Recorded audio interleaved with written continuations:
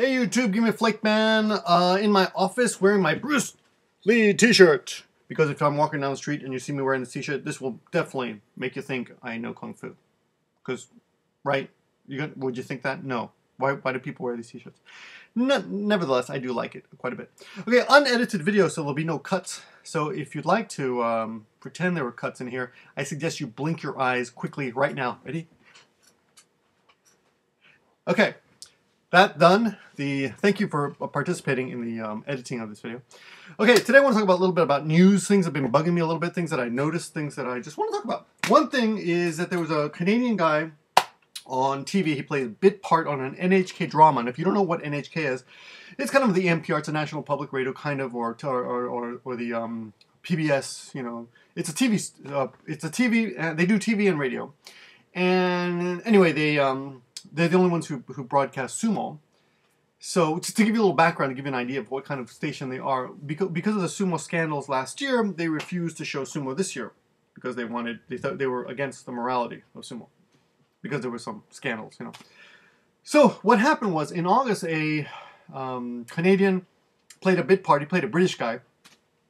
Some British people should be offended by that, but a Canadian guy played a British guy on a Japanese drama, and I think he gets killed. Very small part. And after the credits, someone realized that this guy in September was arrested for marijuana possession. And if you look at the newspapers, I'll leave some links in the description below. If you look at the newspapers, oh, shoulder still hurts from the accident. Which is a shame because you know how often you need to do this motion. So he, according to the English newspapers, he allegedly is guilty of blah blah blah blah. But the Japanese newspaper says "taiho sareta," which means arrested, and it does indicate something about allegedly in there. I forget the particular language, but I checked it, and yeah, he hasn't been convicted yet.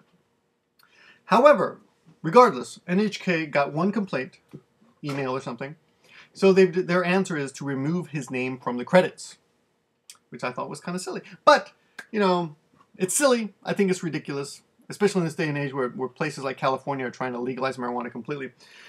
I don't think Japan realizes the way the rest of the world sees marijuana, but regardless, we are in this country. So if you are in Japan or thinking of coming to Japan, you have to realize the stigma attached to marijuana is amazing. To the point that you will lose your credits if you play a bit part. If you play a British soldier or a sailor or a Navy guy, whatever it was, in an NHK drama, don't expect to be able to put that on your resume because you will be erased. Speaking of Navy and maritime issues, the other thing that I wanted to talk about today, and I'll actually reach out to you because maybe someone can help me find it. This morning on the news on TV when I was getting ready for work, and my wife too by chance was reading, she likes to read the news on the internet. We don't get the newspaper anymore, which is a shame. I kind of like the newspaper. But anyway, she was reading about the footage of the collision between, I don't know if you know about this, but let me back up a little bit, give a little bit of information.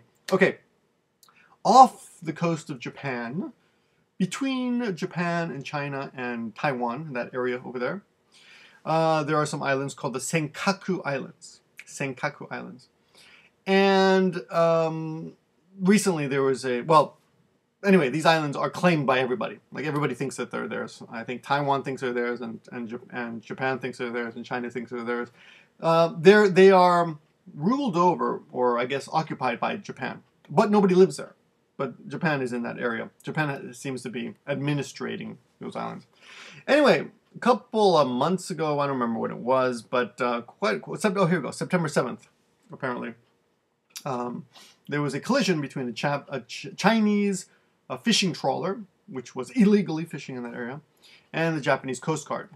And footage of that leakage was put on the internet just recently. This morning, actually. It was put on and then taken off. Like, someone leaked it, and it got all this news coverage, but then it was erased almost immediately. Well, I don't know how immediately is, but it was erased. It's gone now. We looked for it immediately. And it was gone.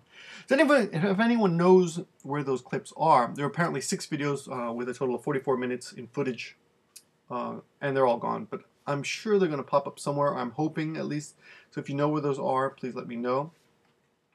I was reading about this, and it's kind of interesting. I'm going to leave you some links in the description so you can read about this. But what is interesting is that all our couple things. There's a really interesting article by a guy named Who's this guy?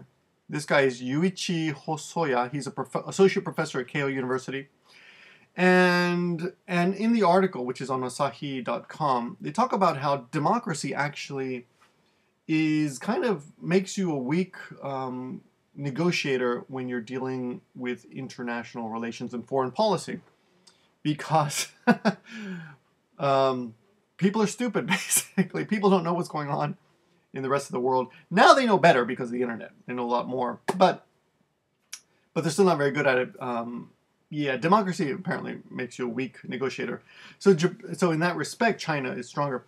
The other thing is that all our foreign policy until now has been kind of dictated. The way we deal with each other, internationally speaking, has been kind of has been dealt with from a European point of view or Western point of view, and that's the way things have always been done. But after World War II, there are these new powers, people like China, who don't want to go through the old motions of the old days and go through steps, one by one, and sit down at the table. They want things solved immediately, and they want to just basically be pushy and urusai, or loud, and get things done. And as a result, it seems, according to this article, it seems like Japan is going to have to learn to deal with China quickly, because this is going to happen again. This is going to happen again. There's a lot of islands being disputed, and of course, as always, America is sticking their nose into it, claiming to have interests in the area, which I'm sure they do. I'm sure they believe that. But of course, from a Chinese point of view, they're like, "Hey, get your nose out of here. This has nothing to do with you." China wants to be the big boss in this area now. Anyway, small interesting articles on this. And if anyone knows where those Senkaku videos are, please let me know. Leave it in the comments or email me, PM me. And that's about it. That's what I was thinking about today with the news. The other thing that was kind of interesting. There's I didn't go into it too much, or didn't really read about it, but they arrested a woman today who abandoned a baby at a bowling alley a few years ago, and they found her. I think it was 5 years ago, and they arrested her today or yesterday. The news is that, and there was some story, and I don't remember the writer. He's a very well-known writer. Just his name slips my mind. Probably the damage from the accident. I hit my head pretty bad, but there's a writer, a Japanese writer, who quite a few years ago wrote stories about people putting babies in coin lockers in Tokyo, and he wrote it in a way that it entered into the public consciousness as something that actually happened, but it's never happened. From what I understand, it's never really happened. However, I think people have been I don't know if art is inspiring reality, or reality inspires art. It goes both ways, I'm sure. Because art, once somebody creates art, it becomes kind of our consciousness, right? It becomes kind of our reality, in that it's in our brains, in a way.